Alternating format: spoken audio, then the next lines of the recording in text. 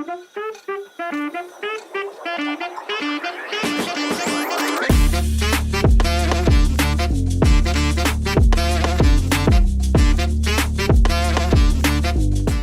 welcome back to Warhawk. I'm your host, Sophia Smith, and this is episode 10. We made it to 10 episodes. I'm grateful for everybody who is watching this. So in today's episode, we have two new guests. We're going to be talking about a lot of things involving the Applied Investment Program and a competition they did related to that. So again, this is Warhawk episode 10, and we're going to jump right in. If you guys want to introduce yourselves, your grade, your name, and your major. Yeah, sure, I can go first. So my name is Metko. I am a finance major with an emphasis on investments. I'm a senior, so I'm graduating this May. I'm from Brillion, Wisconsin, which is about 2 hours north of here. So, hi, my name is Pierringer. I am a double major, finance and econ, with a now minor in accounting. I am from Port Washington, Wisconsin, and that's about an hour and a half northeast of Whitewater. Awesome. So we're going to jump right into our first topic, getting to know the guests. So tell us a little bit about yourselves, like who you are, where you're from. I guess you guys already said that, but what is one fun fact about each of you? Yeah, so something about me is I am on the cross-country and track teams here at Whitewater, so that kind of takes up a lot of my time. I'm a distance runner, so it's probably my biggest hobby, biggest pastime, basically a part-time job, but I love it. So awesome. I guess for myself, in terms of like the Applied Investments Program, I feel like you kind of went the competitive route. I definitely went the nerd route. For most of my life, I worked as a kid, so I really didn't want to have to, clean toilets again like I did as a child. So really my drive was get as much as I can out of school. And so much of my time really until this year was preoccupied with school. So kind of grinding things out, trying to, quote unquote, get the better life. But yeah. Awesome. So what do you run in track? Like, I assume you said you did cross country, so what event do you do? Yeah, so my main events in track are the 5K and the 10K. Indoors I do the 3K too. The longer the better is kind of the thing for me. So awesome. Sounds like a lot of fun being in track. Yeah. We're gonna jump into our second topic. So this is gonna focus on being like a CoBE student, since both of you guys are on your tail end of your college career. You still have one more year, but you're graduating. So why did you guys, I know this is kind of a question that's irrelevant now because you're almost done, but why did you guys choose to attend UW-Whitewater? Like, what was the main reason for coming here? Yeah, so I'd say for me, about 75% of it was schooling, 25% was athletics, to be completely honest. But on my tour, they took me through Highland Hall and kind of showed me the AIP room with the stock tickers going along the wall, and I was like, dude, that's awesome. I've always been I love watching the markets, love watching stocks, even if I didn't understand anything about it really until this year. That was something that I thought was really cool, and I was like, I want to do that. I want to learn about that, and this place seems like the perfect place to do it. Yeah. And I also really like the small town vibes too. I like the feeling of being kind of tight-knit with the community, and that the university is a big part of the community too. Yeah. So, yeah. I would say I was, kind of leaning towards maybe not going to college early on, and kind of slacked off a little bit in high school. But I feel like really after COVID, I kind of truly, quote unquote, locked in, and I got good enough grades to apply to other places. But I really kind of saw Whitewater. A huge drive to go to Whitewater was my accounting high school teacher, Mr. Bigler, an alumni. Love that guy. Shout him out. He, told us all to go to Whitewater. It's a great business school, value education, and I really don't regret anything for the world. Awesome. Yeah, and for me, I always tell people that was like one of the reasons I came here. Just the business school itself is like such a powerhouse, and there's so many opportunities for all the students. So what made you guys decide your majors? I mean, you kind of talked about how you were always like intrigued by stocks and stuff. So talk a little bit about that, and then for you, like not wanting to go to college, but really drove you to make that jump and go to college and decide your major. You want to go first? Yeah, sure. So, I mean, I like you said, it was really just in high school, I really liked watching the markets. I liked looking up random stocks on my Chromebook in high school when I was bored and kind of watching them move. But like I said, I didn't really understand it, but I knew I wanted to understand it, and I wanted to be able to make a career out of it. And I think it's something really cool to learn because it's very good, number one, for a career, and number two, for your personal life. Like you can really apply it to your own retirement, your own savings and everything. It's really invaluable skills that it's really cool to develop and learn more about. So I guess for me, so my mom's father, my grandpa, he was an aviation engineer, so I would kind of grew up wanting to do engineering. And then I got to about sophomore year in high school, and I had to take this CAD class. Absolutely hated it, kind of ruined all of my plans.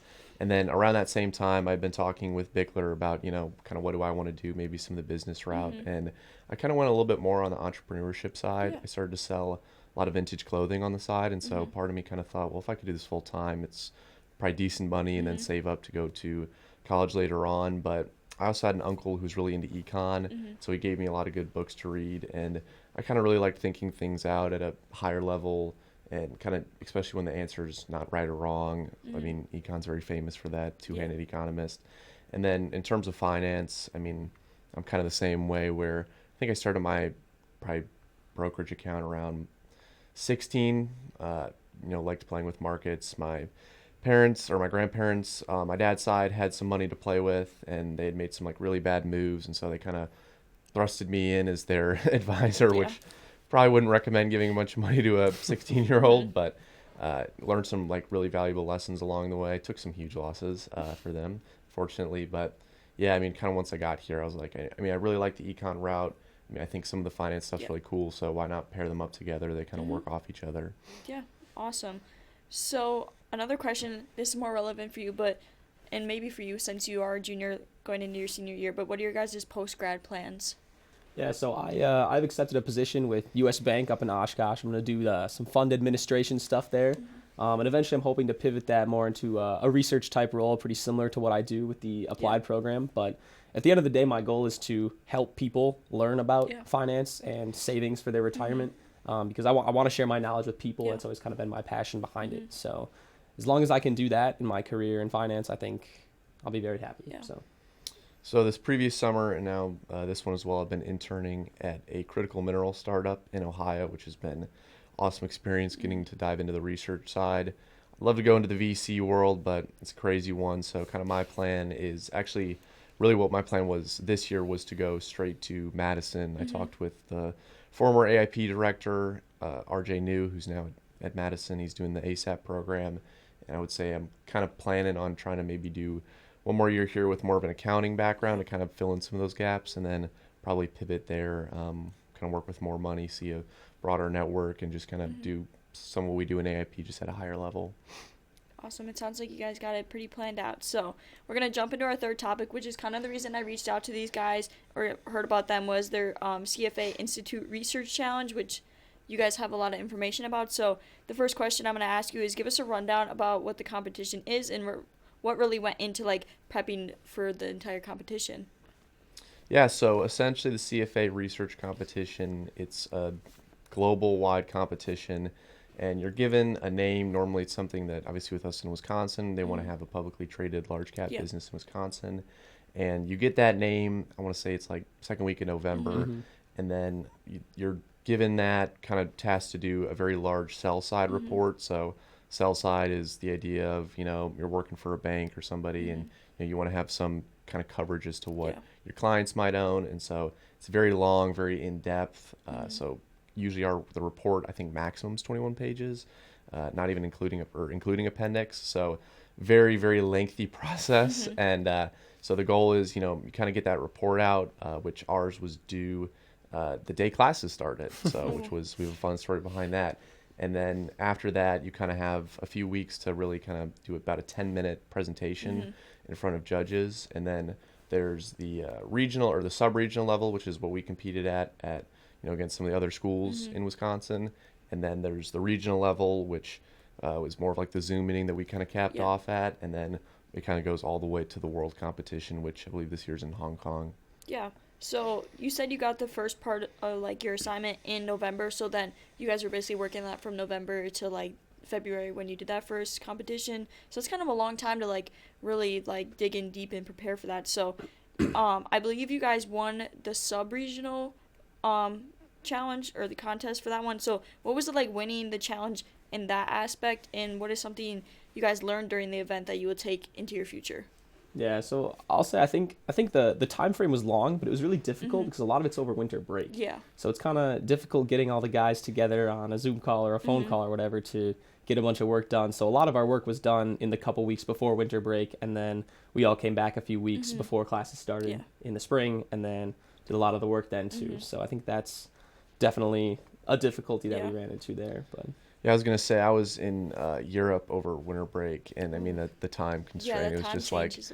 I mean, I remember you text me, and it was like 3 o'clock in the morning, and I was like, "Why are you up?" And you were like, "Why are you up?" And yeah, I mean, I feel like in terms of what we learned, I mean, I feel like really the competitive spirit of having people who all want the same outcome of, we've only done this one other time before, and I feel like there's a lot of weight on our shoulders Yeah. because the team last year it obviously brought the trophy back home, and so I feel like our thing was really, how can we differentiate ourselves from the other teams? So one of the things that we had a speaker who came into AIP recently said, this has really never been an information edge business. People in the markets have so much news on their hands, Yeah. but one of the things that you can kind of differentiate yourself upon is primary research. So one of the things that we got to do, which was really cool, was we talked with people who were, running data centers. We talked to these people who were actually selling some of the company's products. We talked to people in the energy business. And so that was just also a really cool experience from a connection standpoint of being Yeah. able to talk to people in a circumstance I probably would have never done before. Yeah, and those connections are really important for your future, especially. So, what was the outcome of like the regional one? You guys said it was like virtual or whatever. Was that like easier or worse than the sub-regional one? And then what did you guys like place in the regional one? I would say it was worse. I mean, quite frankly, one of the things that was so great about the sub-regional was the fact that, you had your report, but then you also had 10 minutes. It was in front of judges. They were asking you questions. It was 10-minute presentation, 10-minute Q&A. So when you left, you really felt like, okay, this is the conclusion. Yeah. And for the regional one, it was a 10-minute Zoom. And Not even a Zoom, a pre-recorded yeah, video. a pre-recorded video. And I feel like one of the things that they had kind of said to us was, oh, the quality of the video won't be discussed or anything like that. But kind of what we took and kind of the rubrics that we got back from the judges, we were a bit confused on kind of some of the points that we were knocked off of, just because we're like, and this is part of maybe the disadvantage that we had within AIP is we focus more on the buy side stuff. Yeah. Like, we're not super interested in giving the history of the company back to its founding, and not to say that CFA is interested in that, but it's a little bit more in depth. And so when we're trying to kind of focus on the core drivers of the business, but the report is supposed to be, or the presentation, more holistic,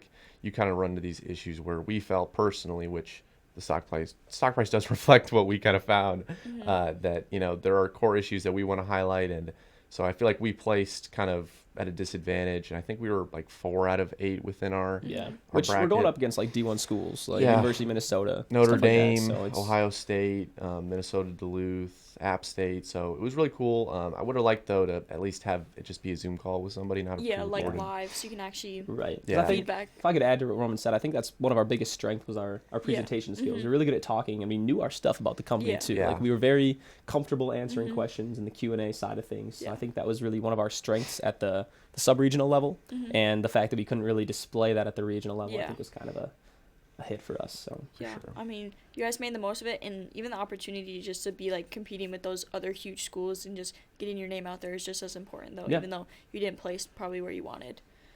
So we're gonna go into our topic 4, which is the Applied Investment Program. I don't really know a lot about this, so I'm gonna give you guys the opportunity to like elaborate on it. But again, this was something you guys really wanted to talk about and promote. So what exactly is the AIP for those who aren't familiar with it, and how are each of you directly involved with it, and how has it impacted your college career so far? yeah, so I can kind of start on that. So basically, the AIP Applied Investments Program is a group of 10 people who are selected. You interview and apply to be a part of the program and a part of the class. It's both semesters, both fall and spring. So it's kind of a full year commitment thing. But you manage a real portfolio of real money. So you get $1.5 million to, I don't want to say play with, but $1.5 million to invest in the stocks that you do a lot of research in.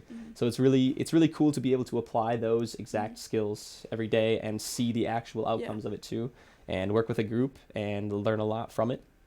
So yeah, I would say it's definitely not like any class we have here. I mean, even just going back to the interview, I feel like obviously none of us are having to interview for a class, and so essentially what that looks like is you kind of give a little bit of a background, and then kind of matching it to the real world of finance. You're given all these brain teasers, and I mean, I feel like all of us kind of left the interview like, oh, there's no shot that we're getting into the program. And then once you have that interview, which we're just getting wrapped up with for this current class, I've been fortunate to be a part of those because I'm going to be sticking around kind of shepherding this next class. You kind of have the ability to attend, I believe it's about 3 AIP meetings, so you can kind of get a feel for it. And then in late May, I mean, you're just kind of cut loose. You go in summer, but you have the full coverage responsibilities. So we inherited, I want to say it was about 55 maybe names. So all of us had about 5 names to cover. And then your responsibility for that going into the summer, but also in the fall, is, writing a report, getting to kind of isolate, the core drivers of the business. And then usually every class you're kind of presenting something about that. And really our director is really big into iteration. So rather than doing like, a 21-page CFA report, he'd rather have us do a 3-pager one week, 5-pagers the next, and just kind of getting that feedback. And so I feel like it can cause some interesting moments for sure. I know there's a pretty infamous moment within the program where I pitched Starbucks. I wanted to buy more of it, and it kind of had a wonky model, say the least. And then came back the next week, had a rigorous weekend, had a bunch of stuff where I just like couldn't really work on it. And I just kind of walked in there knowing I was a dead man. And after that, though, I feel like we all really kind of like, it happens for everybody at moments, but really the goal of the program is, it's not to teach you some rigorous line of thinking. It's not to teach you some, black and white skills. I mean, everybody can be taught Excel. It's more about kind of how you think about the world, which is really hard to articulate, I feel. But I mean, it's such an incredible opportunity because, I mean, the research that we do and just the way that kind of Neil orchestrates things, I feel like all of us are very different than when we started the program. Yeah. So I think another thing that Neil has done really interestingly this year that I don't know that other classes have done, correct me if I'm wrong, but we've taken the time to look over all of the older names in our portfolio and really ensure that we all understand our current holdings, because we're assigned 5 names at the start of the summer, and sometimes it's difficult to fully understand those 5 names when you want to look into new names and new stocks and stuff. So Neil's really taken the time to make sure we all really understand the names that we're currently holding, and then we can kind of decide from there. And now we're working on new names. So I think it's really important to be not forced, but to understand the different sectors, because otherwise it'd be really easy to just look into a bunch of AI startup companies if that's what you're interested in, but you get a little bit of healthcare, a little bit of whatever else. So just having that broad like holdings of all those stocks and stuff is important. So so you were saying that there's only 10 people that like get in. What was that application process for you guys? Because both of you obviously are a part of it. So do you like, you just apply or you interview? Like, what's that whole process like to actually like get in and get involved with the AIP? Yeah, so I would say I feel like we kind of, again, getting back to our backgrounds, kind of had different paths. So I was told about AIP very early on because I was very involved in the Financial Management Association and then the Capital Markets Club. So I kind of knew where things were headed. And essentially you got, I want to say it's like 3 or 4 questions that you have to answer, and then you turn in a transcript and resume. And then kind of they're watching closely throughout the process to kind of see, what questions are you asking. I mean, it's like you are kind of investigated to some degree. And then after that, there is the hour-long interview, which is, I would say, pretty rigorous. I mean, my interview, I can't, leak any details in terms of the questions, but there was a lot of arguments with Neil about my answers, and really what he kind of wants to hear is, what do you like outside of it? I mean, the classic thing of the interview is, maybe you're a really good candidate, maybe you have a 4.0 GPA and, you have a Nobel Peace Prize, but in the real world, if you bomb an interview, like, I mean, that's it. So it's one of those things where he's kind of trying to test, okay, is this somebody who could, kill it in a real interview, which a lot of times is more about, is this going to be somebody that I'm going to feel comfortable with sitting at my desk for the next few years? And then also kind of trying to pick apart your brain, which is interesting process. Yeah, and like Roman said, my route was pretty different. So I was never a part of FMA. I think I went to maybe 2 meetings. Never really a part of CMC, but a lot of that's just kind of time conflict stuff with track and cross country. But I knew about AIP when I came here. That was one of the big things they sold to me on my tour, and I was like, that's pretty awesome. You get to manage real money. So I'd heard about it, I'd kept my eye on it, and it was one of the elective options for the investments emphasis, and I was like, I'm gonna apply for it. So I kind of had to do some digging online to find the application, turned it in, and my interview was actually my first time I met Neil and then RJ, the old director. So compared to these guys who knew them for many years and knew what to expect, I was going in there and I had no idea.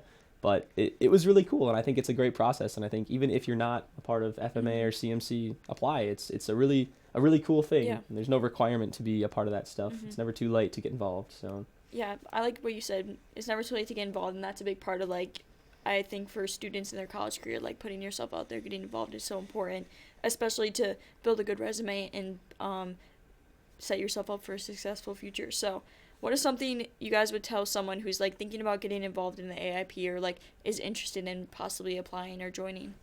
I mean, I'd say do it. It's genuinely the most rewarding thing that I've done in all of college, and I think I've learned more from it than any of my other classes by a long shot. It's a lot of hours, but it's very manageable. It's very doable, and you take away and you learn so much from it. Yeah. Return on invested capital is great. Yeah, I would say one of the cool things that we maybe should have mentioned is that a lot of other schools and universities across the country have these opportunities at the graduate school level. So being able to do this at undergrad is, I mean, incredible. We've had a lot of guys within that do the graduate school version at Minnesota, North Carolina, obviously Madison. And I guess I would say, I mean, I feel like, yeah, obviously hitting on what you said of the learning process, but really like the people process as well. I mean, I kind of knew most of the people coming in. I did not know of Alex Metko. I was like, who's this guy? But I mean, like just the bond of, you know, spending long hours in the classroom or in the investments lab with somebody. I mean, getting back to our CFA presentation, we had kind of wrapped things up at least comfortably, we thought, like research wise, on like Saturday-ish. And then Sunday to Monday, the report was due at Monday at 4 p.m. We had been like, you know, typing away and, you know, getting feedback from our mentor and also Neil as well. And so our mentor was out of country, and so he wasn't able to give us any feedback until 11 in the afternoon, and it was due again at 4. And we get to about, I want to say it was 4 or 5 in the morning. You had like lift in like 15 minutes, no sleep. And we had a huge error because we did not look at the rubric to see that instead of it being in letter form, it had to be in A4 form, which 21-page report, a lot of graphs on the side. You switch that over, screws everything up. We were ready to throw in the towel. Like, we were ready to quit. Like, everybody's tired. I had class that day at 9, and I was like, okay, I'm going to email my teacher, say, hey, sorry about this. I said that to my other 2 teachers, same thing for tutoring. And then I basically showered, walked back, threw on the headphones, knew the fate of the universe of our margins was lying on me being able to fix that. And so was able to fix that, felt really good. And then we met with our mentor, which is another really cool piece is with CFAs that they assign you somebody in industry to work with you, and you're allowed to meet with them for about 8 hours. And so he gave us a lot of last minute feedback, but I wouldn't, you know, change it for the world because everything that he gave us was, I feel like, pretty vital. And we turned it in at 3:59 p.m. We were literally racing, and a lot of it also had to do with the fact that we were using like a Microsoft shared Word document. Yeah, those and you have 4 people on that on a 21-page report. I mean, it's a nightmare. Like everything was getting screwed around. So we turn in at 3:59. At this point, I hadn't slept in, I don't know, like 50, 60 hours. And so I didn't realize that I had sent it to the correct email address spelled wrong. So there was no confirmation piece. So I'm thinking, you know, oh my gosh, like weight off the chest. And then when we turn it in, I get I think it was a call from Neil like an hour later. He's like, did you send in the report? And I was like, yeah, of course, here it is. He's like, that's not the right address. Like they're hopefully, they didn't knock us for late points. We were able to just forward the email, like proof, hey, you know, we weren't, you know, messing with it in the meantime. But I slept like a baby after. I was just like, I was out of it by then. I mean, I was walking back, seeing shapes and colors by the time we got out of it. But yeah. But it's just all part of the experience, and it's just a fun story that you can tell. And like it definitely shaped the way your competition went, and you guys succeeded in the sub-regional. So even though it might have been a grueling like couple of days towards the end of it, but it definitely made it worth it because you guys did do good at that sub-regional. So we're going to wrap it up and jump into our topic 5, which is our closing. So again, I thought both of you were seniors. That's my fault. But what is your guys' favorite memory so far being a CoBE student up until this point? And again, more for you because you are going to be leaving here in maybe like 3 weeks. So I will say my favorite memory is probably the all-nighter that we pulled in the AIP lab for the CFA challenge. At the moment, I hated it, and it was terrible. I was living on coffee and Red Bulls, but again, that's Aldi Red Bull. yeah. I mean, it was great. I mean, it's like you said, it's one of those stories you can tell, and winning the challenge made it all worth it. Yeah. It was really cool to kind of share that moment with these guys, and we really formed a cool bond over it. So as grueling as it was pretty awesome. Yeah. So. I think one thing I forgot about that story is like probably around like 4 o'clock in the morning, like we had a cop walk in, Oh. and he was like, you guys aren't doing anything wrong, because if you're an AIP, one of the cool perks is you get 24/7 access to Highland. Yeah. And he's like, you're not doing anything wrong, but like, I gotta ask, what are you guys doing in here? And at this point, like, you're like talking about like the margins are screwed up, and I feel like that was like the perfect break of like return to reality. Yeah. Yes, a little bit. So I would say, yeah, CFA definitely. I mean, not to just copy it, it would be definitely one of my favorite moments. I feel like another one is probably my freshman year, when I got to go to Minneapolis with FMA. It was just a really cool experience because we have an alumni there who is now retired, but he worked at a private equity shop. And so we got to go there. We got to speak with the CEO of a Fortune 500 company at Inspire Medical. And then we also got to talk with some people at JP Morgan. And it really wasn't about, going to see those companies. It was more about, at the time, all of us were kind of in different tracks, and, the difference between being like a club and like, having a board that's close knit and just having some people who clock in, like, I would say there's a night and day difference. Yeah. And so kind of us being able to come together after it, like, really tied things up. I mean, one of the guys who joined the board that year, he's now one of my roommates, and I would have never thought that. And it was really cool this year being in more of the senior level position to see all those kids kind of go through the same experience. So I mean, it gets back to the same thing. It's like going through cool moments, getting out of the classroom in some degree in a unique way, and making some of those lifelong connections. And I think that's so important, just like getting out of your shell, pushing yourself to be a part of something is key to be successful in your college career. So our last question, I ask this to everybody at the end of each podcast. So what is one piece of advice you would give your younger self or someone who is thinking about taking the same path as you?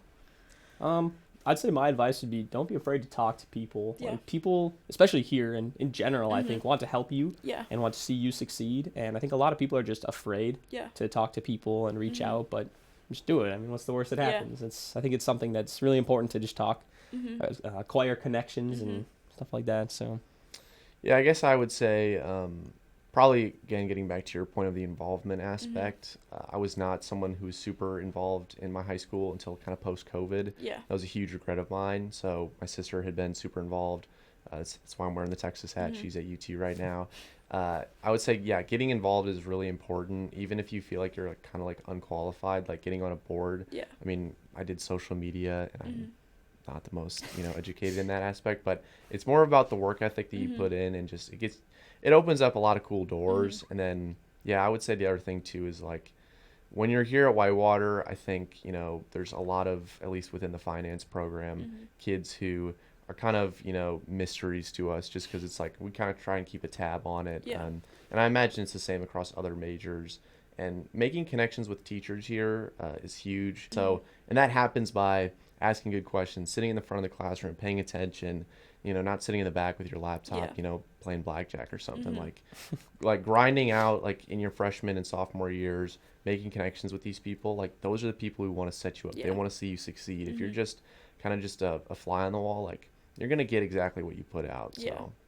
I mean, I reiterate that to a lot of people in my own life. Like, you really have to put in the work, and you will see the outcome, and it's really worth it. So that's great advice, and I really appreciate you guys being on this podcast. That's all I have for today. So again, thank you so much for being on here. This is episode 10 of Warhawk to Warhawk. I will put a link down in the description about the AIP and probably the link to the article that I read about you guys, but that is all we have for today. So once again, I hope you guys enjoyed watching this episode, and we will catch you guys in the next one. Thank you.